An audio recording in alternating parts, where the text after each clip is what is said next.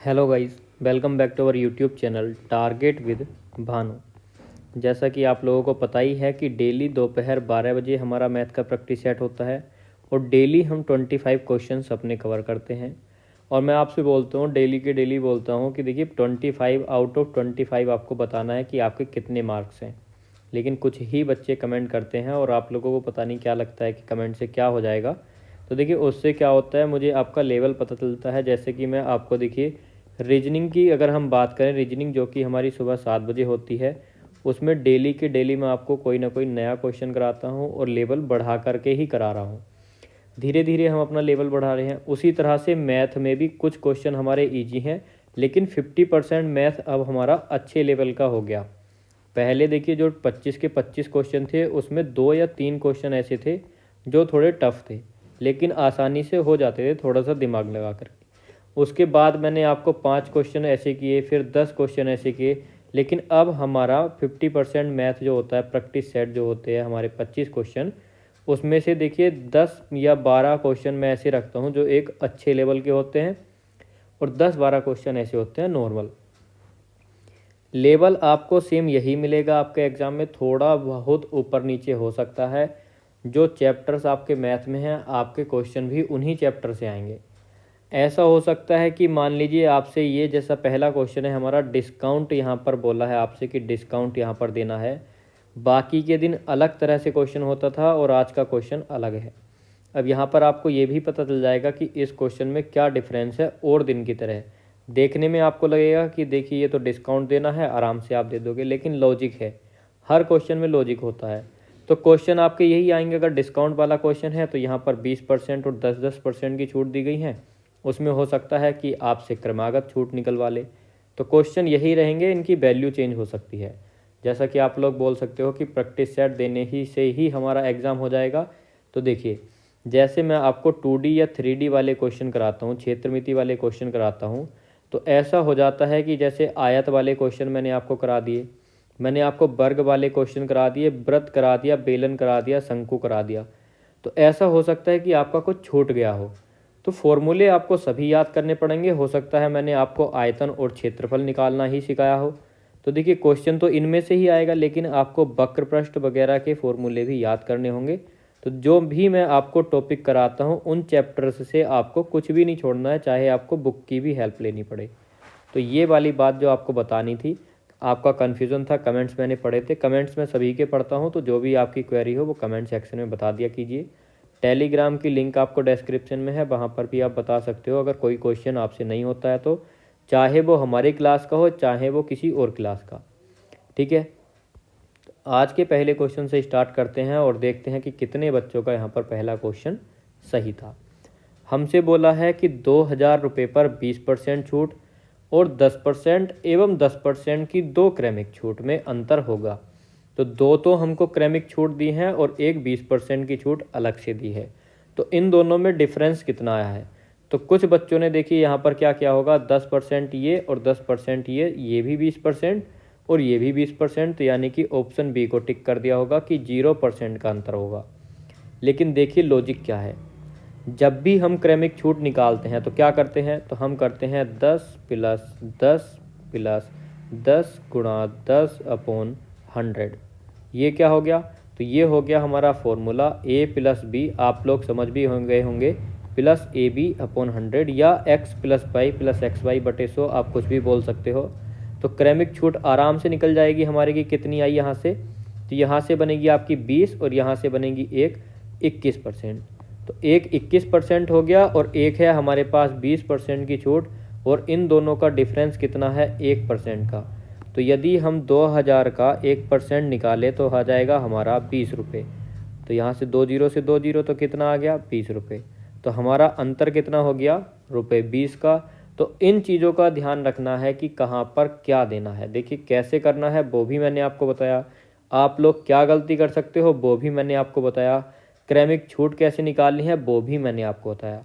चीज़ें मैं सारी सिखाता हूँ, आप ये नहीं कह सकते कि इसमें बाकी का और कुछ रह गया, तो कुछ हमारा शेष नहीं बचा है। आपको रेशियो मेथड से भी सिखा रखा है, अगर आप फॉर्मूले से नहीं करते हो तो रेशियो से कर लीजिए। पहले 10 से कितनी थी, 10 से 11 हो गई, दूसरी 10 से 11, तो देखिए 100 से 121, यहाँ पर 121 हो जाएगा, ये 100 तो कितना यानी कि 21, तो ये 21 हो जाएगा। ऐसे भी आप कर सकते हो। अगर यहाँ पर दो क्रमिक छूटें दी जा रही हैं तो देखिए पहले हमने फॉर्मूले से निकाल लिया ये तो, और यहाँ से हम इसका अंतर निकाल देंगे कितना बढ़ा कितना घटा। तो 10 से 9, 10 से 9 भी आप इसको करके निकाल सकते हो इस तरह से, यानी कि जो रेशियो मेथड मैं आपको बता रहा हूँ कि रेशियो मेथड से हम कैसे करते हैं, तो वो भी मैंने आपको बता दिया। हर तरह से सारी चीज़ें आपको बताता हूँ। अगला क्वेश्चन क्या है? अगला क्वेश्चन है 25 अवलोकन का माध्य 36 है। इन अवलोकन में से पहले 13 अवलोकन का माध्य 32 और अंतिम 13 का 40। 13वां अवलोकन आपको बताना है। तो बहुत ही ज़्यादा इजी क्वेश्चन है। ये इस मेथड से रखा है। देखिए इंटेंशन क्या है इसको रखने का, तो ये क्वेश्चन इसलिए आया है जिससे आपकी कैलकुलेशन फास्ट हो। तो कैलकुलेशन भी आपकी अच्छी करानी है, तभी तो आपका टाइम कम लगेगा। देखिए जो एग्ज़ाम देता है उसको पता होता है कि एग्ज़ाम किस टाइप के आ रहे हैं, किस तरह की गलतियां हम लोग करते हैं, तो वो सारी चीज़ें। तो यहाँ पर हमसे बोला है 25 अवलोकन का माध्य कितना हो जाएगा, 25 गुणा 36। आगे बोला है पहले 3, यानी कि पहले 13 अवलोकन का माध्य कितना है, 32 है। और अंतिम यानी जो सेकंड 2 भागों में बांटा, पहला भाग 13 का, दूसरा भी 13 का, तो जो दूसरे 13 हैं अवलोकन उनका माध्य कितना है, 40। सभी का इनका निकाल लेंगे मल्टीप्लाई, तो ये क्या आ जाएगा, 25 अवलोकन का योग, 13 का योग और 13 का योग। तो यहाँ पर हम मल्टीप्लाई कर लेते हैं, तो 25 छक्का 150, 25 तिया 75, और 75 और 15 जब हम जोड़ते हैं तो कितना आ जाएगा, तो यहाँ आ जाएगा 90। 15 नहीं 90 लिखना है। तो 25 अवलोकन का योग कितना हो गया, 900। 13 का अगर हम देखें तो 13 दूनी 26, 13 तिया 39 और 2 41 हो गए, 13 चौका 52। तो देखिए 25 का योग हम पे आ गया, और यहाँ से कितने का आएगा, 13 ये, यानी कि 26 अवलोकन का माध्य इन दोनों का योग हो जाएगा, तो ये आ जाएगा 936। अब हमें निकालना है 13वां अवलोकन। तो देखिए यहाँ पर हमें तो टोटल 25 ही थे, लेकिन यहाँ पर 26 हो रहे हैं, तो यानी कि कोई ना कोई एक अवलोकन यानी कि बीच वाला जो था तो वो संख्या रिपीट हो गई है।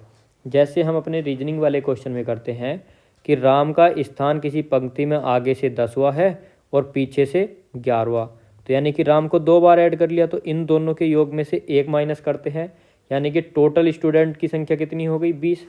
उसी तरह से यहाँ पर भी अंतर करेंगे, तो 13वां अवलोकन कौन सा हो गया, 36। 900 में से 936 माइनस कर देंगे, तो जो हमारा रिपीट हुआ था या जो भी है 13वां अवलोकन वो है हमारा 36, बीच वाला। तो ऑप्शन नंबर सी हमारा क्या हो जाएगा, बिल्कुल करेक्ट हो जाएगा। अगला क्वेश्चन क्या है? अगला है कि वह सबसे छोटी संख्या जिसे 38, 57 में जोड़ा जाना चाहिए ताकि 5, 6, 4 और 3 से पूर्णतः विभाज्य हो जाए। तो देखिए 3857 एक ऐसी संख्या है जिसमें कुछ जोड़ेंगे तभी इन सभी संख्याओं से विभाजित होगी। तो ऐसे क्वेश्चन में क्या करते हैं, तो सबसे पहले 5, 6, 4, 3 का ले लेना है हमको एलसीएम। 5, 6, 4, 3 एलसीएम भी आप या तो डायरेक्ट ले लीजिए अगर आप पर लेना आता है, तो वरना आप इस तरह से भी ले सकते हो। जैसे हम एलसीएम निकालते हैं, 2 तिया 6, 2 दूनी 4, 3, 1 3 आ जाएगा, 2 2 आ जाएंगे, 1 5 आ जाएगा, 3 तिया 9 और 2 दूनी 4 पंजे 20, 9 तिया 27। तो कितना एलसीएम आ जाएगा आपका, या 27 नहीं आएगा, ये गलत हो गया कुछ ना कुछ कैलकुलेशन में, तो 1 ही 3 लिया जाएगा। तो 2 दूनी 4 पंजे 20 तिया 60, 60 यहाँ से आपका एलसीएम आ गया। अब क्या करना है, जो हमारा एलसीएम 60 है उससे 3857 को हमको डिवाइड करना है, 3857। अब देखिए कितना चला जाएगा, 6 छंगे 36, 360 हो गया, कितना बचा 257, 6 चौके 24, 240, तो कितना बचा 17। अब देखिए 17 में हम कितना ऐड करें कि 60 बन जाए, तो या तो आप 60 से 17 को माइनस कर लीजिए या आप हिसाब लगा लीजिए, जैसे कि 3 और यहाँ पर आ जाएगा कितना 4। अगर हम 17 में 43 ऐड कर दें, तो यानी कि कहने का मतलब ये है कि अगर 3857 में हम 40 ऐड कर दें तो ये पूर्णतया विभाजित हो जाएगी कि 40 नहीं सॉरी 43। अगर हम 43 ऐड कर दें तो ये इससे 5 से भी डिवाइड होगी, 6 से भी, 4 से भी, 3 से भी। तो जब भी आपसे डिविजिबिलिटी वाले क्वेश्चन पूछता है कि पूर्णतया विभाजित हो जाए, तो देखिए अगर हमसे बोलता कि क्या घटाएं, तो हम 17 कम कर देते क्योंकि 17 एक्स्ट्रा था। अब हमें और जोड़ना है, तो 17 में और कितना जोड़े कि 60 आ जाए, तो हमने 43 जोड़ दिया, तो ऑप्शन नंबर बी। दोनों कंडीशन में अगर आपसे घटाने बोले या जोड़ने, निकालना आपको एलसीएम ही होगा। ठीक है, अगला क्वेश्चन दिया है कि ए उतने ही समय में एक निश्चित कार्य कर सकता है जितने समय में बी और सी मिलकर कार्य कर सकते हैं। अब देखिए, एक बार मैं पीछे से दिखा देता हूँ आपको। डिस्काउंट वाला क्वेश्चन था और दिन से लेवल आपको हार्ड लगा होगा क्योंकि आपसे डायरेक्ट क्वेश्चन नहीं पूछा। अगला कराया है तो ये एवरेज वाला ही है, लेकिन इसमें भी लॉजिक था। अगला क्वेश्चन, ये आपको एक न्यू क्वेश्चन देखने को मिला है, इस तरह का हमारे प्रैक्टिस सेट में पहले नहीं था। ये क्वेश्चन है टाइम एंड वर्क का है, लेकिन आप इसको करोगे तो आपको लेवल पता चल जाएगा कि बहुत ही अच्छे लेवल का क्वेश्चन है। और ऐसा नहीं है कि ए 8 दिन में कर रहा है, बी 10 दिन में कर रहा है, दोनों मिलकर कितने में करेंगे। तो इस तरह का कोई भी क्वेश्चन अब नहीं आ रहा है आपके लिए, तो आप देख ही सकते हो कि लेवल आपका बढ़ चुका है। हमसे क्या वो कहा है इसने कि ए उतने ही समय में कार्य करता है, यानी कि ए और कितने समय में, जितने में बी और सी मिलकर करते हैं। तो यदि इनके काम का रेशियो 1:1 है तो इनकी इफ़िशियंसी भी कितनी होगी, 1:1। तो चलिए, लिखने की कोई आवश्यकता नहीं है, आप यहाँ से इक्वल वाले साइन से ही समझ सकते हो। आगे दिया है यदि ए और बी एक काम को एक साथ 8 दिनों में कर सकते हैं, यानी कि ए प्लस बी किसी काम को कितने दिन में कर सकते हैं, 8 दिन में। सी अकेला कितने दिन में कर सकता है, तो सी कर सकता है 40 दिन में। पूछा है बी अकेले उस काम को कितने दिन में कर सकता है, तो बी का हमको बताना है कि बी कितने दिन में कर सकता है। तो यहाँ से निकल जाएगी इनकी इफ़िशियंसी। तो टोटल वर्क कितना हो गया, 40। तो ये हमने टोटल वर्क निकाल लिया। ए प्लस बी की इफ़िशियंसी 5 और सी की इफ़िशियंसी है कुल 1।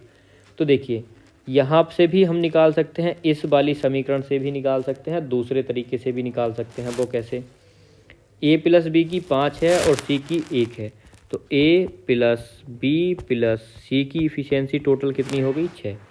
इसमें से अगर हम ए प्लस बी की निकाल दें तो हमारे पास सी की बचेगी। कैसे भी कर सकते हो आप, या ए को और बी प्लस सी को इक्वल रख लीजिए, यहाँ से भी आप निकाल सकते हो। तो कैसे भी कर सकते हो। सी की हमको दी है कितनी है, 1। बी और यहाँ पर हमको दिया है कि ए और बी प्लस सी, तो दोनों बराबर बराबर होने चाहिए। तो देखिए, ए और बी की कितनी है, ए और बी की 5 है, तो इसके कैसे हम टुकड़े करें कि इन दोनों को बराबर कर लें। तो एक को कर लो 2 और एक को कर लो 3। मान लिया बी की इफ़िशियंसी 2 है, ए की 3 है, तो क्या हमारा ये करेक्ट होगा, तो ए की 3 है, बी की 2, तो 3 बराबर 3, तो हमारी इफ़िशियंसी क्या हो गई, बिल्कुल करेक्ट हो गई। ए की इफ़िशियंसी है 3, बी की इफ़िशियंसी है 2, सी की इफ़िशियंसी है 1। बोला क्या है, बी अकेले कितने दिन में कार्य कर देगा, तो टोटल काम 40, बी की इफ़िशियंसी 2, तो कितने दिन में करेगा, 20 दिन में। तो ऑप्शन नंबर सी हमारा बिल्कुल करेक्ट हो जाएगा। तो क्वेश्चन देखिए, आपको सिखाना है, करने को मैं किसी भी तरीके से कर दूंगा, लेकिन आपको सिखाने के लिए सबसे आसान और सबसे बेस्ट चीज़ बताता हूँ कि आपको अपने एग्ज़ाम में क्या करना है।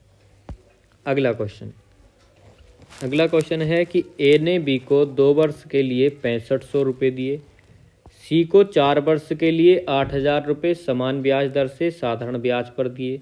दोनों से ब्याज के रूप में कुल 4500 रुपये प्राप्त किए, प्रति वर्ष ब्याज दर क्या है।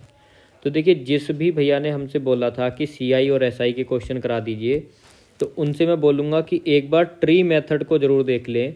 आप जा कर के देख लेना, प्लेलिस्ट में है ट्री मेथड, या इस वीडियो के मैं एंड वीडियो में लगा दूंगा कि ट्री मेथड क्या है। अगर आप पे ट्री मेथड करना आ गया तो आपसे सीआई का कोई भी क्वेश्चन, किसी भी प्रकार का कोई क्वेश्चन नहीं बचेगा। हालांकि मैं सीआई एक अलग चैप्टर से भी करा दूंगा, और एसआई से हल्का तो कोई चैप्टर है ही नहीं। एसआई में अगर आपको फॉर्मूला याद है, PRT/100 इक्वल में क्या आता है हमारा, सिंपल इंटरेस्ट आता है। तो इस एक फॉर्मूले से आप पूरा का पूरा एसआई कर सकते हो। देखिए, एसआई का मतलब ही क्या है, सिंपल इंटरेस्ट। और सिंपल क्या होती है, बहुत साधारण सी चीज़ें होती हैं। सीआई में मैं मान सकता हूँ कि आपको बहुत सी कन्फ्यूज़न, बहुत सी दिक्कतें होंगी, लेकिन आप एक बार ट्री मेथड कर लो, आपका 70% जो भी कन्फ्यूज़न है वो सब सोल्व हो जाएगा। बाकी मैं जब चैप्टर कराऊंगा, अभी मेरे पास टाइम की कमी है, बाकी चीज़ें मैंने आपको बता ही दी थी कि क्यों कमी है क्या, ये सब अपने कल की हिंदी वाली क्लास में सुन लिया होगा, तो मैं ज़्यादा टाइम वेस्ट नहीं करूँगा आप लोगों का। तो आप ये काम कर लो और उसके बाद बताना कि आप में थोड़ा इम्प्रूवमेंट हुआ या नहीं। बाकी आप आगे जब मैं चैप्टर कराऊंगा उसका भी वेट कर सकते हो। तो ये फॉर्मूला तो देखिए लिखा ही रहना है क्योंकि सिंपल इंटरेस्ट का क्वेश्चन है। तो इसी से देखिए कैसे क्वेश्चन करेंगे हम। टाइम कितना है, 2 वर्ष का 6500 रुपये हैं, किसे दिए हैं, सी को। तो देखिए PRT बटे 100, पी हमको मूलधन नहीं पता, हमको सॉरी पता है 6500 रुपये हैं। पी कितना हो गया, 6500 रुपये हो गए। आर रेट ऑफ इंटरेस्ट हमको नहीं पता, लेकिन टाइम पड़ता है 2 वर्ष के लिए, इंटू में 100। ये किसको दिए, ए ने दिए हैं, ये बी को दिया है प्लस। अब प्लस क्यों किया है वो भी मैं आपको बाद में बताऊंगा। आगे सी को कितने दिए हैं, 8000 रुपये दिए हैं। इंटू में कितना आ जाएगा, कितने समय के लिए, तो 4 वर्ष के लिए, अपॉन में 100। अब देखिए PRT बटे 100 के बराबर क्या आता है, सिंपल इंटरेस्ट। इतने रुपए से जो हमारा इंटरेस्ट बना और इतने रुपए से जो इंटरेस्ट बना, तो दोनों का ये क्या हो गया, इस समय हमारा साधारण ब्याज ही तो हो गया, जो हमारा साधारण ब्याज बनेगा, और ये भी साधारण ब्याज हो गया। और इन दोनों को अगर मिलाया तो कितने रुपए प्राप्त हुए हमको, 4500 रुपये। उसने बोला है कि दोनों से कुल मिला करके 4500 रुपये का साधारण ब्याज प्राप्त होता है। अब बस कैलकुलेशन कर लेनी है, 0 से 0 कट जाएंगे और इस 0 से ये वाले 0, कितना आ गया, तो यहाँ पर आ जाएगा 2 पंजे 10, 2 छक्के 12 और 1 13, 65 दूनी 130 प्लस यहाँ से आ जाएगा 8 चौक 32, 320, ये 130 आर है, ये 320 आर है, इक्वल में है हमारा 4500। दोनों को ऐड कर लीजिए, कितना आ गया, 450 आर बराबर 4500 और आर बराबर कितना आ गया, 10%। तो कितना आसान क्वेश्चन था, देखिए लेवल भी बढ़ा करके रखा है, तो कितना आसान था। आप इनको अलग अलग भी निकाल सकते हो, इसको अलग इसको अलग, तो बात कितनी बनेगी, इतनी और इतनी। फिर भी आपको क्या करना होगा, लास्ट में आएगा यही, दोनों का योग 4500 के इक्वल आपको रखना होगा। तो आप कितनी आसानी से क्वेश्चन को कर सकते हो। तो एक ही लाइन में हमने पूरा सोल्व कर लिया। एक लाइन कैसे, देखिए ये वाला जो काम क्या है आपको समझाने के लिए क्या है, वरना यहीं से हो जाता, क्योंकि हमको पता है R बटे 100 होता है, तो ये 0 हम पहले ही काट लेते। तो डायरेक्ट कौन सी लाइन पर आते, इस पर और इस पर, 2 लाइन में हम अपने उत्तर को कर देते। लेकिन क्या का है, फिर से वही बात, सिखाना आप लोगों का है, मैं तो पहले से ही सीखा सिखाया हूँ, तो आप लोगों को सिखाने के लिए थोड़ा 1-2 स्टेप आके भी जाना पड़े, कोई दिक्कत नहीं। शॉर्ट कैसे करना है वो मैं आपको बता ही देता हूँ कि कैसे शॉर्ट करना है। ये शायद ए का था, ये बी का, तो इसमें तो कोई दिक्कत है ही नहीं, दोनों को किधर कोई सा भी किधर भी लिख लो, पहले बी लिख लो या ए योग में, इतना तो आप लोग समझ ही सकते हो, कोई दिक्कत नहीं है। अगले क्वेश्चन पर चलते हैं और देखिए, ये आपको मैं बता ही चुका हूँ, बोर्ड मास वाला रूल लगाइए कि बोर्ड मास वाला रूल क्या होता है।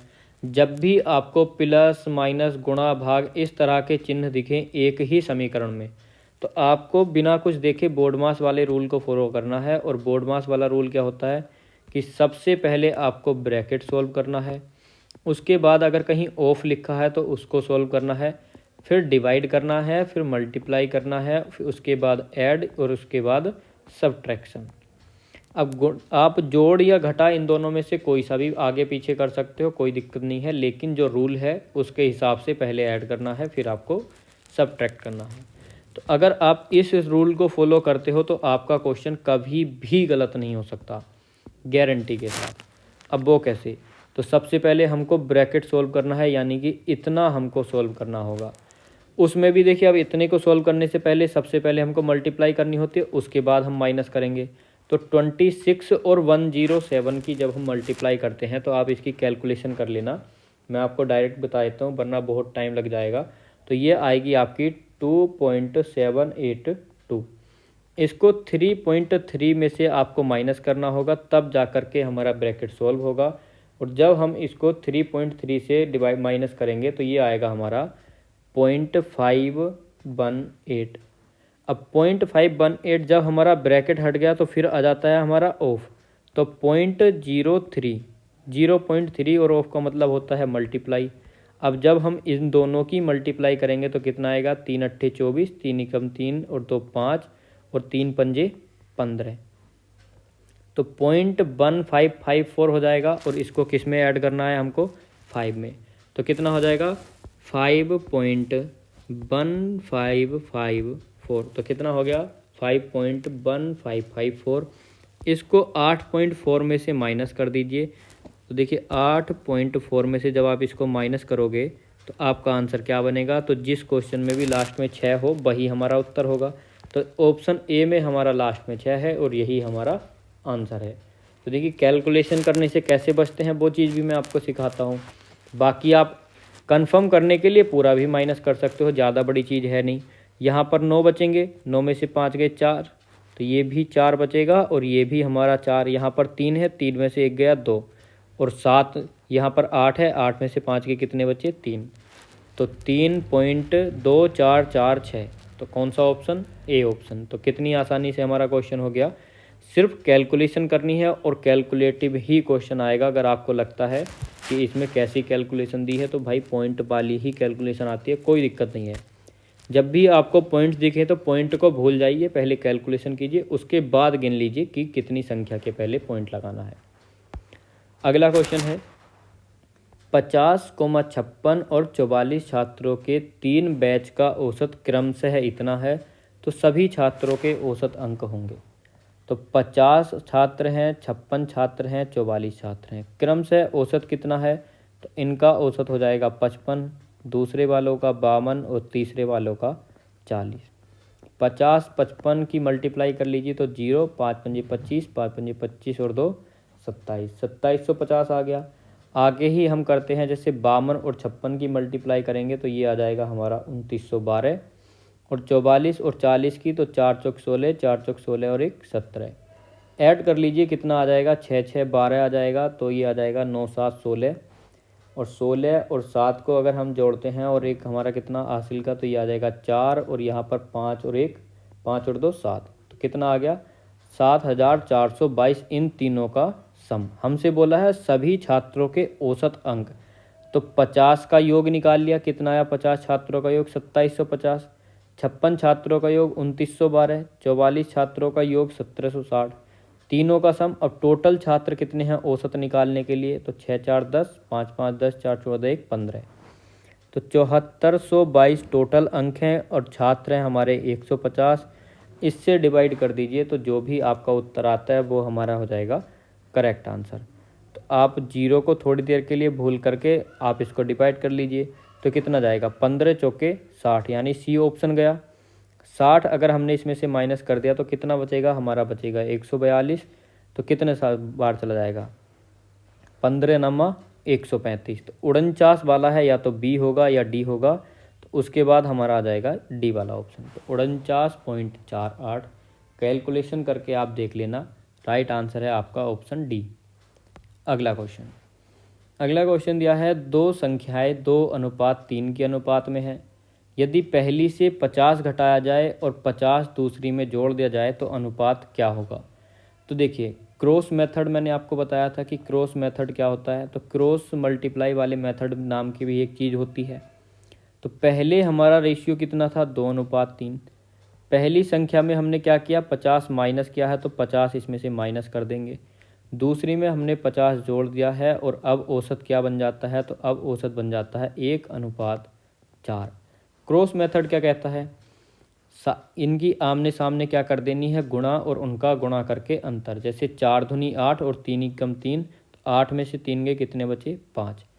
अगर यहाँ पर एक माइनस और एक प्लस हो रहा है तो उन दोनों संख्याओं को जोड़ देना है।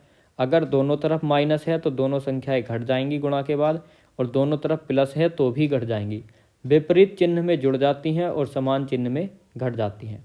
तो 5 चौके 20 और 5 एकम 5, तो 200 और 50 कितने हो गए 250। तो एक यूनिट की वैल्यू कितनी आ गई 50। क्या बोला है कि मूल संख्याओं का योग ज्ञात कीजिए। मूल संख्या किस अनुपात में थी, 2:3, और इनका योग हो गया 5। एक यूनिट की वैल्यू 50 है तो 5 यूनिट की वैल्यू हो जाएगी 250। तो ऑप्शन नंबर बी क्या हो जाएगा हमारा, बिल्कुल करेक्ट हो जाएगा। अगला क्वेश्चन हमको दिया है कि एक व्यक्ति 10 किलोमीटर प्रति घंटा की चाल से कल्याण से मुंबई जाता है और 15 किलोमीटर प्रति घंटा की गति से कल्याण वापस लौटता है, तो हमको बतानी है औसत चाल। तो जब भी आपसे एवरेज स्पीड पूछता है और आपको जो डिस्टेंस दिया होता है वो होता है इक्वल का मतलब कि जितना गया और जितना आया दोनों दूरी समान है। कल्याण से मुंबई गया था और मुंबई से कल्याण आया है, तो जितना गया उतना ही आ गया, तो डिस्टेंस हमारा समान है, एवरेज स्पीड हो जाएगा 2ab/a+b। क्या है 2x/x+y, ये वाला फॉर्मूला है। तो आप a लिख लीजिए या a लिख लीजिए या x लिख लीजिए, कोई दिक्कत नहीं है। तो 2 × 10 × 15/15, 10 कितने हो गए 25, 5 पंजे 25, 5 तिया 15, 5 दूनी 10, 2 दूनी 4 तिया 12। तो औसत चाल क्या है उसकी, 12 किलोमीटर प्रति घंटा की उसकी औसत चाल है। अगले क्वेश्चन में हमको क्या दिया है, CI वाला क्वेश्चन है कि प्रति वर्ष चक्रवृद्धि ब्याज की किस दर से ₹1800 की राशि 2 वर्ष में 2178 रुपये हो जाएगी। तो 1800 रुपये की राशि 2178 हो जाएगी। जब भी आपको ऐसा क्वेश्चन बोले, मैंने आपको पीछे भी ऐसे क्वेश्चन कराए हैं, तो अगर 2 वर्ष बोला है तो ये किसी ना किसी का वर्ग बनेगा, 3 वर्ष बोलता है तो देखिए ये किसी ना किसी का घन बनेगा, 4 वर्ष बोलता है तो घात 4 होंगी, 5 वर्ष बोलता है तो घात 5 होगी। अब क्या किसी का वर्ग 1800 है, तो आप बोलोगे नहीं। तो इनको तब तक काटिए, रेशियो में बना करके तब तक काटिए जब तक किसी का वर्ग ना बन जाए। तो सबसे पहले 2 से काटते हैं, तो 2 से 900 बार चला गया और अनुपात 2 ढाई 20, 2 तिया 6, 2 नमे 18। तो ये कितनी बार कटेगा हमारा 1000, 2 अट्ठे 16, तो ये होगा 1089। तो 1089 ये किसका वर्ग है, 30 का वर्ग। ये कितने का वर्ग है, तो ये है हमारा 33 का वर्ग। तो अब वर्ग हो गए 2 साल में, तो यानी पहले साल 30 रुपये थे और पहले साल कितना हो गया उसका चक्रवृद्धि ब्याज 33। तो कोई हमारा 30 रुपये का अमाउंट 33 हो जाता है तो किस रेट पर, तो 3 रुपये बढ़े 30 पर इंटू 100, तो कितना आ गया आपका 10%। रेट ऑफ इंटरेस्ट बूझी थी हमसे कि किस दर से, तो किस दर से 10% की दर से। ट्रिक क्या है, 2 वर्ष बोले, जब भी आपसे बोले कि इतने रुपए की राशि इतने वर्ष में इतनी हो गई, ठीक है, x रुपये की राशि 2 वर्ष में 22 रुपये हो जाती है। जब राशि गुना हो रही है, कि जब भी गुना बोले कि इतनी हो गई तो यानी बढ़ रही है, तो बढ़ने में क्या लगाना है हमको, 2 साल है तो 2 स्क्वायर, 3 साल है तो क्यूब, ऐसे ही हमको उसमें अपना क्वेश्चन को कर लेना है। अगला क्वेश्चन है PQ और R प्रकार की प्रत्येक वस्तु की कीमत क्रमशः 200 रुपये है, 300 रुपये है, 400 रुपये है। सुरेश 2000 रुपये में 1:2:3 में प्रत्येक प्रकार की वस्तु खरीदता है। Q प्रकार की वस्तुएं कितनी खरीदी। तो बहुत ही आसान क्वेश्चन है, डरना देख करके बिल्कुल नहीं है। पहले लिख लेते हैं कीमत। तो P वस्तु की कीमत 200 रुपये, Q वस्तु की कीमत 300 रुपये और R वस्तु की कीमत 400 रुपये। रेशियो में बना लीजिए सारी चीज़ों को। तो देखिए, जो P प्रकार की वस्तु थी कितनी खरीदी, मान लीजिए 1 खरीदी, Q प्रकार की वस्तु 2 खरीदी और R प्रकार की वस्तु 3 खरीदी। तो देखिए, तो P में कितने रुपए गए उसके, P प्रकार की वस्तु खरीदने में 200 रुपये गए, Q प्रकार की वस्तु खरीदने में 600, R प्रकार की वस्तुएं खरीदने में 1200। टोटल कितने रुपए चले गए, क्योंकि इसने बोला है कि सुरेश ने रुपये 2000 में खरीदी थी इतनी वस्तु, तो टोटल खर्च कितने की हैं उसने 2000 रुपये। इस हिसाब से हमारे कितने खर्च हुए, तो 6 2 8 और 12 20, यानी कि हमारे 2000 यूनिट किसके बराबर है, 2000 रुपये के। और 1 यूनिट की वैल्यू कितने के बराबर है, 1 रुपये के। 1 यूनिट की वैल्यू 1 ही है, उसने वस्तुएं पूछी हैं, तो जब 1 का मान 1 ही है तो देखिए रुपये भी इसी क्रम में होंगे और वस्तुएं भी इसी अनुपात में होंगी। तो कहने का मतलब ये है कि Q प्रकार की कितनी वस्तुएं खरीदी थी, तो Q प्रकार की उसने 2 वस्तुएं खरीदी, R प्रकार की 3 वस्तुएं और P प्रकार की 1 वस्तु। तो क्या हो जाएगा हमारा correct answer, option number A हो जाएगा कि Q प्रकार की 2 वस्तुएं खरीदी थी। अगर यहाँ पर मान लीजिए बाई चांस 1 यूनिट की वैल्यू 2 हो जाती, तो Q प्रकार की 4, R प्रकार की 6 और P प्रकार की 2। अगर ऐसा होता तब, तो 1 यूनिट की वैल्यू 1 है, तो हमने आराम से जो चीज़ें हमारे पास थी वो ही बिल्कुल करेक्ट थी। अगला क्वेश्चन है, सैम ने रुपये 480 प्रति दर्जन की दर पर 20 दर्जन खिलौने खरीदे। तो देखिए, बहुत आसान सा क्वेश्चन है कि 1 दर्जन में कितने केले होते हैं, 12 केले होते हैं, ऐसे भी आप इसको कर सकते हो। तो किसी भी तरीके से हम अपने क्वेश्चन को कर सकते हैं। तो चलिए, सबसे पहले 480 रुपये प्रति दर्जन की दर से खरीदे हैं। तो टोटल क्या हो जाएगा हमारा, टोटल भी निकाल सकते हो आप या आप ऐसे भी निकाल सकते हो। चलिए पहले टोटल निकाल लेते हैं कितना हो जाएगा। तो ये हो जाएगा 0 0 2 8 16 2 चौक 8 और 1 9, तो 9600 रुपये हो गए हमारे टोटल। हमसे क्या बोल रहा है, लाभ प्रतिशत क्या है। तो देखिए टोटल निकालने की कोई आवश्यकता नहीं। जब हमसे लाभ प्रतिशत बोला है तो कल वाला जो क्वेश्चन कराया था मैंने, अगर आपको याद है जो क्वेश्चन मैंने कल आपको कराया था लाभ प्रतिशत वाला, तो उसमें भी सेम क्वेश्चन था, टाइप थोड़ा सा अलग था, लेकिन लास्ट में मैंने क्या किया था उस क्वेश्चन में, जो हमें रुपए मिले थे, तो यानी कि 1 रुपये की कीमत से ही मैंने लाभ प्रतिशत निकाल करके बताया था। और वहाँ पर ये भी बताया था कि आप लोग टोटल भी निकाल सकते हो।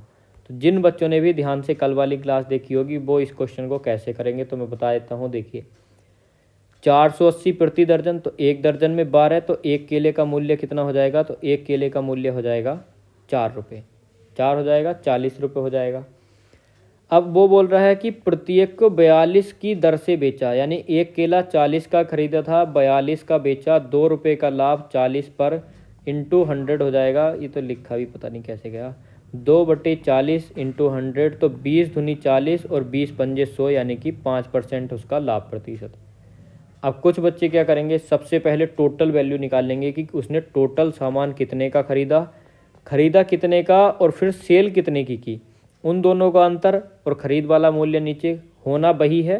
तो आप 1 रुपये की कीमत, 1 रुपया बोला है, एक वस्तु के रुपए की कीमत निकालिए कि कितने का एक वस्तु कितने में खरीदी थी, यानी कि 1 केला दिया है तो 1 केला कितने में खरीदा था, 1 केला बेचा कितने का है, तो जो लाभ होगा तो उसी तरह से उसका पूरा का पूरा लाभ निकलता चला जाएगा।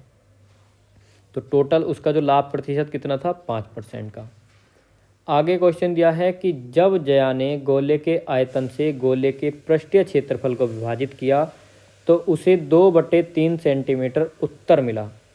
तो यानी कि जब उसने ऐसा किया तो बदले में क्या मिला, 2/3 की तरह उसे मिला है, अपनी जो उसका आया है परिणाम। अब कैसे करेंगे, तो देखिए सबसे पहले आपको पता होना चाहिए फॉर्मूले। जब तक आपको फॉर्मूला याद नहीं होगा तब तक आप किसी भी क्वेश्चन को नहीं कर सकते। सबसे पहले क्या है कि गोले के आयतन से गोले के पृष्ठीय क्षेत्रफल को विभाजित किया है।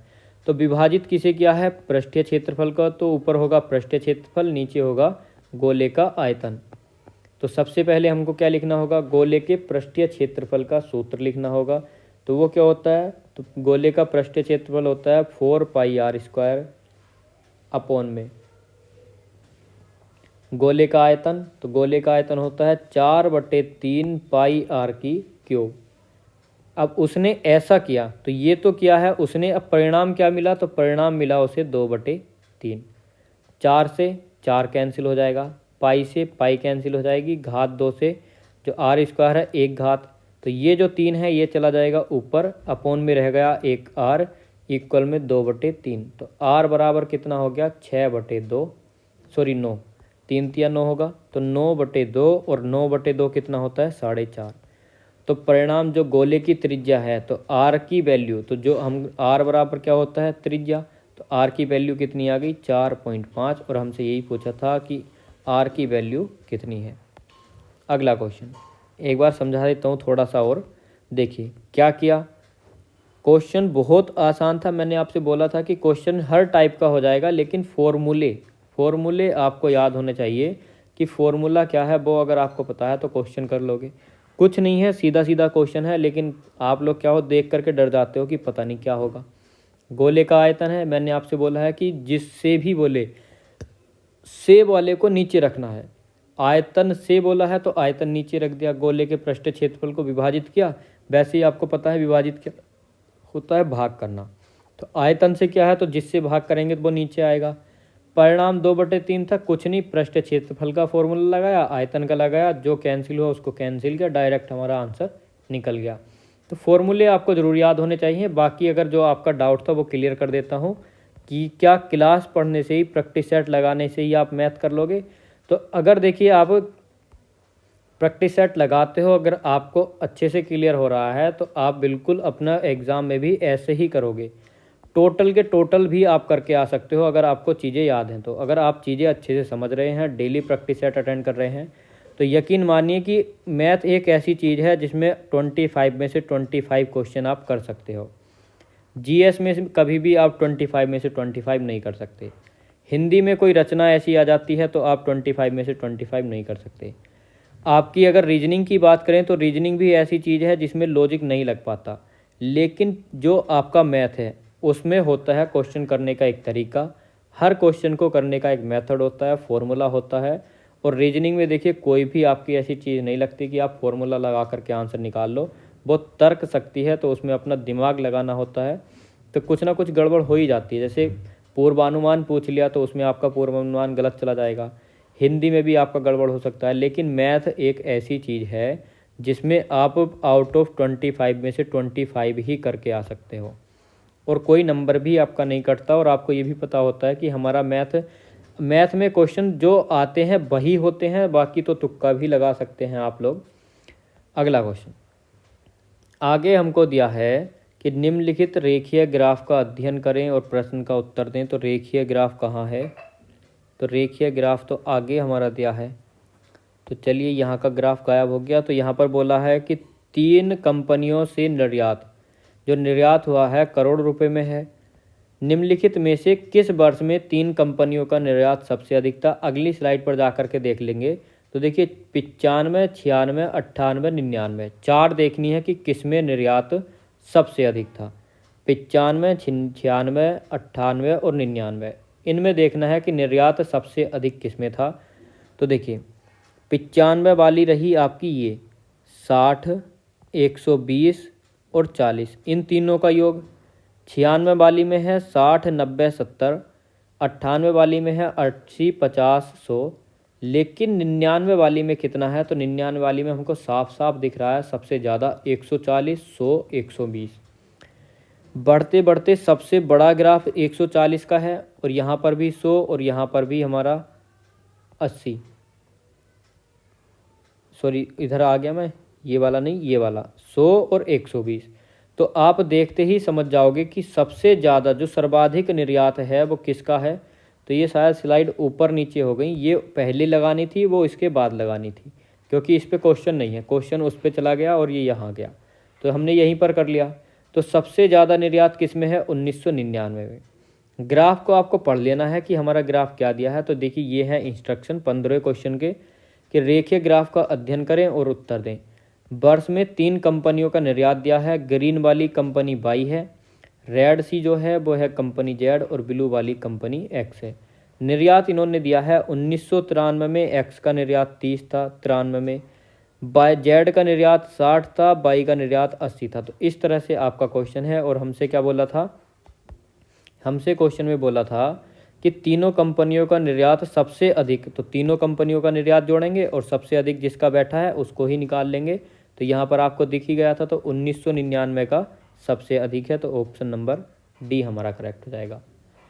आपको जोड़ने की भी आवश्यकता नहीं पड़ेगी, यहाँ से ही देख सकते हो कि ये वाले ग्राफ इनके सबसे ऊपर जा रहे हैं। सबसे ऊपर ग्राफ्स को देख करके भी आप कर सकते हो, वरना वैल्यू देख लीजिए सबसे ज़्यादा इसी में है। अगले क्वेश्चन पर चलते हैं। अगला क्वेश्चन हमको क्या दिया है? आगे हमको दिया है निर्यात के बीच अंतर क्या था। तो किस किस के निर्यात के बीच में पूछा है।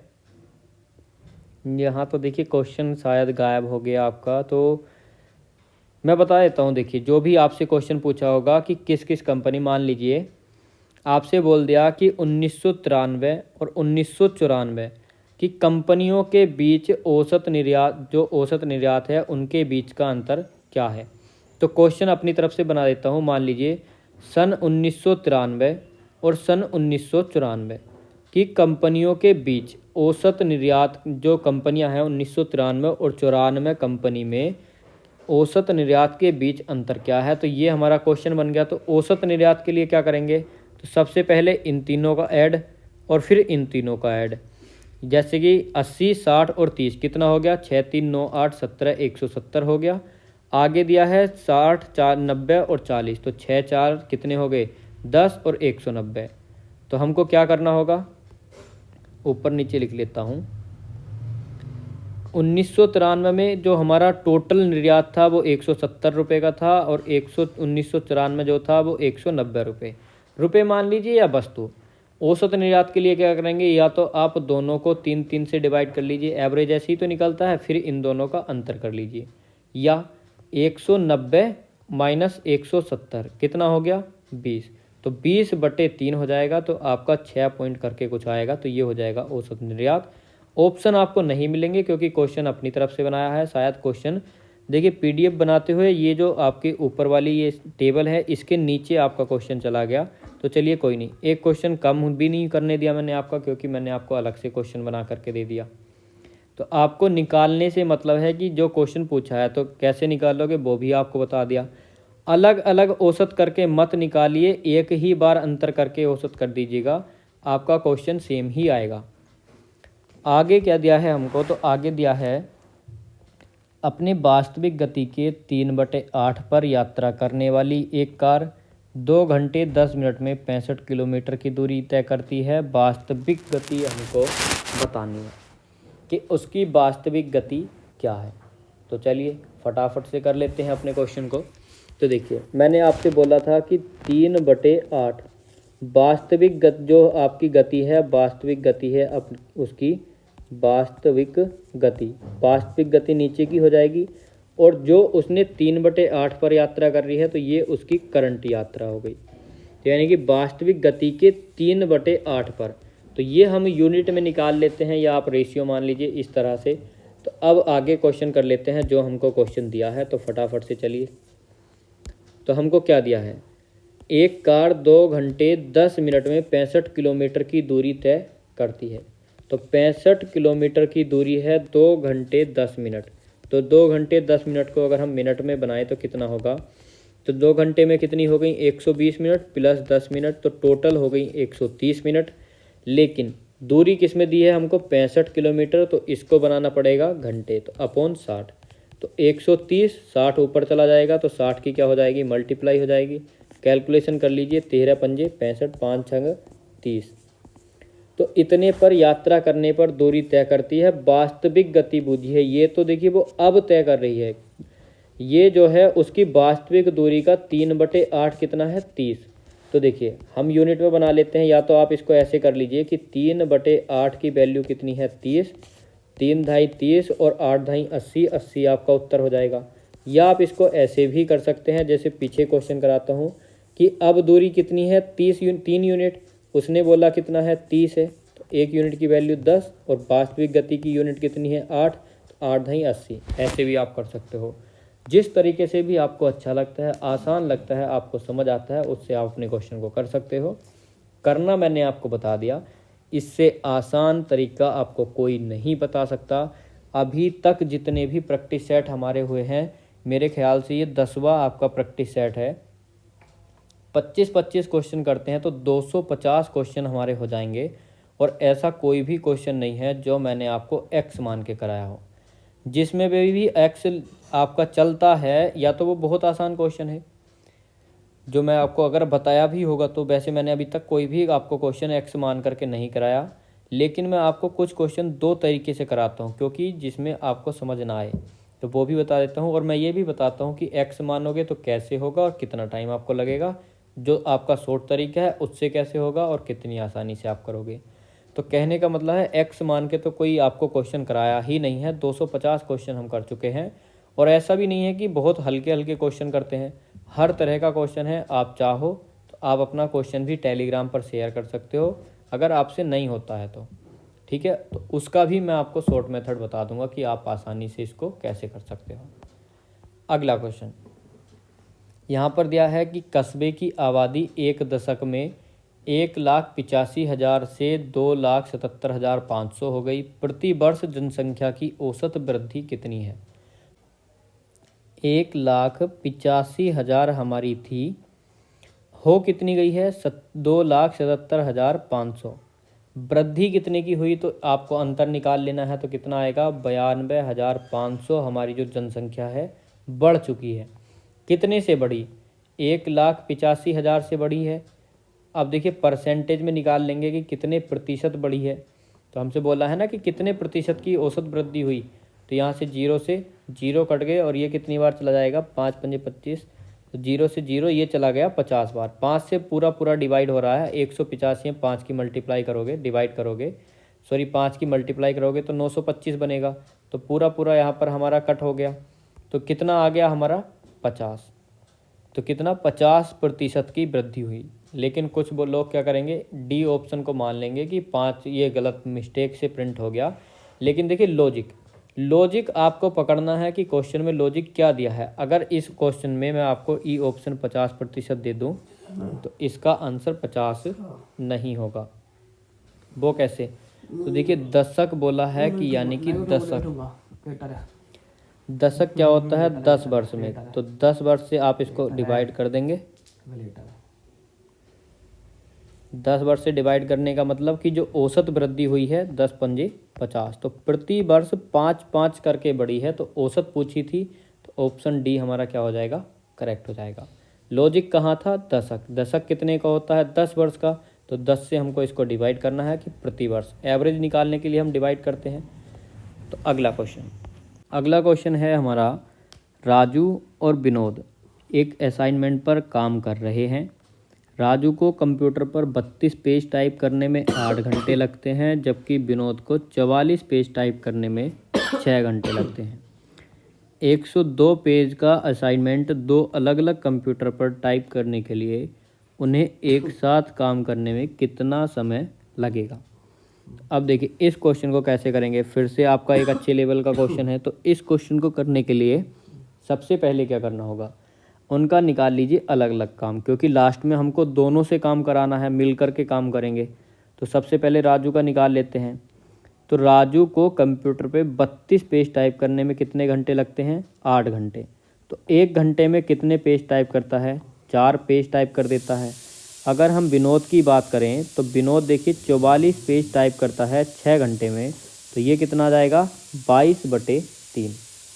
विनोद 1 घंटे में 22/3 और राजू 1 घंटे में 4 पेज टाइप करता है। अब हमको दोनों से ही काम करवाना है। तो देखिए क्या होगा, दोनों मिलकर कितना करेंगे, तो 4 + के 22/3। तो कितना आ जाएगा, 3 चौके 12, 12 और 22 हो गया हमारा 34/3। बोला कितना है कि 102 पेज हमको टाइप कराने हैं। तो 102/120 नहीं, 102/34 और 3 चला जाएगा ऊपर। तो कितना हो गया, 3 चौके 12, 3 तिया 9, तो 3 यहाँ पर आ जाएगा। तो 3 तिया 9 घंटे। तो कितने समय में कर देंगे, 9 घंटे में। अगला क्वेश्चन क्या है, तो ये है आयत से कि एक आयताकार बॉक्स की मूल चौड़ाई 20 सेंटीमीटर है। तो एक आयत है और इसकी चौड़ाई है 20। बॉक्स को इस तरह से बनाया गया था कि इसकी लंबाई 15% बढ़ गई, लेकिन चौड़ाई क्या हो गई, 5% कम कर दी गई। तो इसके क्षेत्रफल में 74 सेंटीमीटर स्क्वायर की वृद्धि हुई, यानी कि 74 वर्ग सेंटीमीटर की वृद्धि हो गई। तो बॉक्स की लंबाई क्या है, तो बॉक्स की लंबाई क्या थी, तो ये हम लोगों को बताना है कि बॉक्स की लंबाई क्या थी। तो देखिए हमारे आयत के क्षेत्रफल का फॉर्मूला होता है लंबाई गुणा चौड़ाई। तो लंबाई कितनी थी, मान लीजिए लंबाई थी 100, अब कितनी हो गई 115। चौड़ाई कितनी थी, हमारी चौड़ाई मान लीजिए 100 थी, कम होकर के कितनी हो गई, हमारी हो गई 95। अब इन दोनों को क्या करना है, जो कटता है उसको काट लीजिए। तो देखिए 5 से काट लेते हैं, 20 पंजे 100 और 23 पंजे 115। इसको भी काट लीजिए, 20 पंजे 100 और 19 पंजे 95। 20 400 ये लंबाई थी, ये चौड़ाई। तो लंबाई गुणा चौड़ाई, पहले का क्षेत्रफल आ गया। अब का क्षेत्रफल आ जाएगा 19 तिया 57, 19 दूनी 38 और 5 कितने हो जाएंगे आपके, ये हो जाएगा आपका 437। ठीक है, तो कितनी हमारी बढ़ी, तो हमसे बोल रहा है ना कि वृद्धि हो गई। तो यहाँ पर कितने की वृद्धि हुई, 37 की। लेकिन उसने कितना बोला है, 74 की। तो 1 यूनिट की वैल्यू कितनी आ गई, 2। 37 दूनी 74, 2 7 14, 2 3 6 और 1 7। तो 1 यूनिट की वैल्यू 2 है। हमसे बोला है कि बॉक्स की लंबाई क्या थी। तो चलिए निकाल लेते हैं। चौड़ाई थी हमारी 20, तो 1 यूनिट की वैल्यू थी हमारी 2। तो लंबाई गुणा चौड़ाई हमारा कितना हो जाएगा, तो 400 यूनिट की वैल्यू कितनी हो जाएगी, 800। तो क्षेत्रफल हमारा कितना होगा, 800, क्योंकि 1 यूनिट की वैल्यू 2 थी। लंबाई गुणा चौड़ाई 20, तो ये लंबाई होगी हमारी 40। तो ऑप्शन नंबर सी वाला होगा कि 1 यूनिट की वैल्यू 2, 400 की कितनी आ जाएगी 800। तो क्षेत्रफल हमारा 800 था। अब कितना हो गया, इधर भी 2 की मल्टीप्लाई कर लीजिए तो वो भी आपका निकल जाएगा। अगला question, question number 20, A B और सी का औसत वजन कितना है, 55 किलो है। यदि ए और बी का औसत वजन 52 किलोग्राम है और बी और सी का औसत वजन 48 किलोग्राम है तो बी का वजन हमको बताना है। चलिए कर लेते हैं।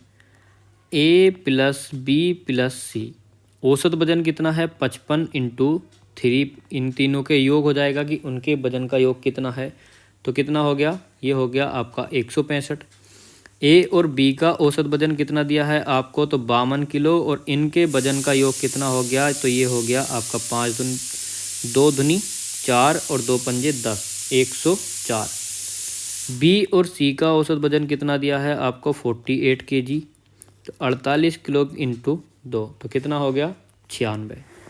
अब देखिए यहाँ से इन दोनों को ऐड कर लीजिए तो क्या आएगा, ए प्लस 2b प्लस सी कितना हो जाएगा, ये 6 4 10 9 1 10 200। तो यहाँ पर बी 2 बार काउंट हो गया, इन दोनों का डिफरेंस निकाल लेना है। तो ए से ए कट जाएगा, सी से सी कट जाएगा, 2 बी में से 1 भी जाएंगे तो कितना बचेगा, बी बराबर 200 में से आप 165 माइनस करोगे तो ये बचेगा आपका 35। डायरेक्ट हमसे पूछा था बी का वजन और यहाँ पर आ गया है बी का वजन 35 किलो। अगला क्वेश्चन, सरलीकृत करें, सरलीकरण करना है। तो क्वेश्चन नंबर 21 का आपको बताना है कमेंट सेक्शन में आंसर क्या होगा। देखिए इन दोनों की मल्टीप्लाई करके इसको डिवाइड करके आपस में जोड़ घटा करना है, बस इतना सा। तो ये आपका होमवर्क हो जाएगा। बहुत आसान सा क्वेश्चन आपको होमवर्क के लिए दिया है और बता भी दिया है कि करना क्या है। सिर्फ 2 स्टेप में इसका आंसर करना है। यहाँ पर ही इसकी गुणा कर लीजिए, यहाँ पर ही डिवाइड कर लीजिए और अपना आंसर कमेंट सेक्शन में बताइए। अगला क्वेश्चन दिया है कि 3 कंपनियों से निर्यात रुपए करोड़ में किस वर्ष में कंपनी बाई और जेड के निर्यात के बीच का अंतर अधिकतम था। तो देखिए हमसे बोला है कि इन 4 साल में बाई और जेड के निर्यात के बीच का अंतर किस वर्ष अधिकतम था। तो किस वर्ष अधिकतम था ये बताना है हमको। 1997 का बताना है, 1994 का बताना है और 1996 का बताना है, 1995। इन 4 में से किसका, बाई और जेड का। बाई है ग्रीन वाला और जेड है हमारा रेड वाला। तो किस वर्ष अधिकतम था, तो यहाँ पर देख लेंगे तो ये रहा 90 और 40 का डिफरेंस कितना आ गया 50। तो 50 था हमारा 1994, 60 था हमारा 1995 में, 1996 में 30 था और 1997 में 40 था। तो किस वर्ष अधिकतम था, तो 1995 हमारा करेक्ट आंसर हो जाएगा, ऑप्शन नंबर डी। अगला क्वेश्चन, कागज का प्रभार रुपये 55 प्रति किलोग्राम है, यानी कि 1 किलो 55 रुपये। ठीक है, अगर 1 किलोग्राम कागज 192 मीटर स्क्वायर क्षेत्रफल को कवर करता है तो ये कितना कवर करेगा, 192 वर्ग मीटर को। हमसे बोला है 8 मीटर कोर वाले एक घन। तो घन क्या होता है, तो देखिए घन होता है हमारा क्यूब। तो क्यूब का सबसे पहले हमको क्षेत्रफल निकालना होगा और इसका क्षेत्रफल होता है 6a स्क्वायर। 6a स्क्वायर हो गया और इसकी भुजा दी है 8, तो 8 8 64 इंटू 6। तो यहाँ से कितना निकल जाएगा हमारा 64 इंटू 4, तो ये हो जाएगा 6 चौके 24, 6 चौके 36 यानी 384। अब देखिए 384 में कितना हमारा खर्चा आएगा ये बोला है। तो 1 किलो कवर करता है 192, तो इसे कवर करने के लिए कितने किलोग्राम, उसी के हिसाब से रुपए निकल जाएंगे। तो 384 बटे 192 तो कितना हो गया 2। तो यानी 2 किलोग्राम कागज हमारा लगेगा और 1 किलोग्राम 55 का, तो 2 किलोग्राम 110 रुपये का। तो कितना खर्च होगा 110 रुपये का। अगला क्वेश्चन है 840 रुपये में 17 गेंदों को बेचने पर 5 गेंदों के क्रय मूल्य बराबर नुकसान होता है, 1 गेंद का क्रय मूल्य बताना है। तो देखिए 2 तरीके से क्वेश्चन मैं आपको कराऊंगा, जिससे आप करना चाहो उससे आप कर लेना। सबसे पहले देखिए हमको क्या हुआ है नुकसान। तो नुकसान कब होगा, जब आप जितने की वस्तु ली थी और जितने की बेची थी उसमें से घटाओगे तो क्या होगा आपको हानि। ली तो ज़्यादा की थी और बेची कम की, तो हानि हो गई। तो जब भी क्रय मूल्य में से विक्रय मूल्य घटेगा हानि होगी। विक्रय में से क्रय घटेगा तो आपको लाभ होगा, ये चीज़ें आपको ध्यान रखनी है। तो वही काम हमको करना है। 70 गेंदें बेची हैं तो गेंद कितनी खरीदी होंगी, 17 का CP माइनस 17 को बेचा, हानि हो गई कितने के बराबर, 5 गेंदों के क्रय मूल्य के बराबर। यहाँ से क्रय मूल्य और विक्रय मूल्य का रेशियो निकल जाएगा। तो एक तरीका तो हो गया हमारा ये कि CP बटे SP कितना हो जाएगा, 5 कम हो जाएंगे तो देखिए यहाँ पर 12 बचेंगे, तो 12 17 हो गया, तो 17 और 12। हमसे बोला था कि 840 रुपये, 840 में 17 गेंद बेचने पर, तो यानी बेचने का मूल्य कितना है 840, तो 12 यूनिट की मान कितना हो गया आपका 840, तो 1 यूनिट की वैल्यू 70, तो 17 की 70 में मल्टीप्लाई कर लीजिए। नहीं, तो हमसे बोला है एक गेंद का क्रय मूल्य है, तो एक 17 का 17 था, मैंने आपको बताया था, एक का एक, तो कितना हो गया 70 रुपये हो गया। दूसरा तरीका क्या होगा आपका, तो वो भी मैं आपको बता देता हूँ कैसे। एक गेंद का क्रय मूल्य कितना हो गया, 1 रुपये हो गया। 17 गेंद का क्रय मूल्य कितना हो जाएगा, 17 रुपये हो जाएगा। नुकसान हुआ है कितने का, 5 का, तो सेलिंग प्राइस कितना हो जाएगा, 15 गेंद के बराबर का हो गया, 15 रुपये। अब देखिए, सॉरी 12, 5 तो हमको घटाना था, तो यहाँ पे 12 आएगा। मूल्य 12 बराबर 840, वही सेम कंडीशन आ गई आपकी, 12 यूनिट की वैल्यू 840। एक वस्तु का क्रय मूल्य 1 रुपये था, तो यहाँ से 1 यूनिट की वैल्यू निकल जाएगी, 1 में मल्टीप्लाई हो जाएगी, वही आएगी। तो कैसे भी कर लीजिए, किसी भी तरीके से आना आपका 70 रुपये ही है। अगला क्वेश्चन है, पिता और उसके पुत्र की वर्तमान आयु का अनुपात 4:1 है, तो वर्तमान आयु हमको दी है 4:1। 5 वर्ष पहले उनकी आयु का अनुपात 7:1 था, तो इसमें से भी 5 कम होंगे, इसमें से भी 5, और यहाँ पर 7:1 हो जाएगा। वही मेथड आपका फॉलो करेगा कौन सा, क्रॉस मल्टीप्लाई वाला। तो क्रॉस मल्टीप्लाई करनी है। अब देखिए, दोनों तरफ हमारे समान चिन्ह हैं, तो इस बार तो घटेंगे, विपरीत होते एक तरफ प्लस माइनस तो जुड़ जाते। तो 4 एकम 4, 7 एकम 7, तो कितना आ गया अंतर, 3 रुपये का। 7 पंजे 35 और 1 पंजे 5, तो दोनों का अंतर 30। 1 यूनिट की वैल्यू 10। क्या बोला है, पुत्र की वर्तमान आयु, तो देखिए पिता की 4 थी, पुत्र की 1, तो 1 यूनिट की वैल्यू 10। दूसरा तरीका क्या है कि उनकी वर्तमान आयु कितनी है, 4x/x। x मान के बता देता हूँ कि x मान के कैसे करते हैं। 5 वर्ष पहले, तो 5 इसमें से कम कर दो, 5 इसमें से कम कर दो। उनकी आयु का अनुपात किस हिसाब से हो गया, 7:1। इस समीकरण को सॉल्व कर लीजिए, x का मान आ जाएगा, और पुत्र 1 है, तो यानी कि पिता 4x है, पुत्र x है, तो डायरेक्ट पुत्र की ही वैल्यू निकलेगी। तो कितना आएगा, यहाँ से आंसर आपका 10 ही आएगा। ये थे हमारे 25 क्वेश्चन। अब देखिए, अपना आउट ऑफ 25 स्कोर भी बताना, क्वेश्चन आपको कैसे लगे ये भी बताना, वीडियो को लाइक करना, शेयर करना, और आगे की तैयारी के लिए हमारे चैनल को भी सब्सक्राइब कर लेना। जिन बच्चों का कन्फ्यूज़न था क्लरिकल एप्टीट्यूड क्या है, तो मैंने वीडियो बना दी है, सॉरी क्लरिकल नहीं, जनरल एप्टीट्यूड क्या है। तो जनरल एप्टीट्यूड क्या है, इस बारे में बहुत ज़्यादा कन्फ्यूज़न आप लोगों के थे, तो उसके ऊपर वीडियो बना दिया है, वो जा कर के आप देख लेना, तो आपको पता चल जाएगा कि जनरल एप्टीट्यूड क्या है। चलिए मिलते हैं अगली क्लास में।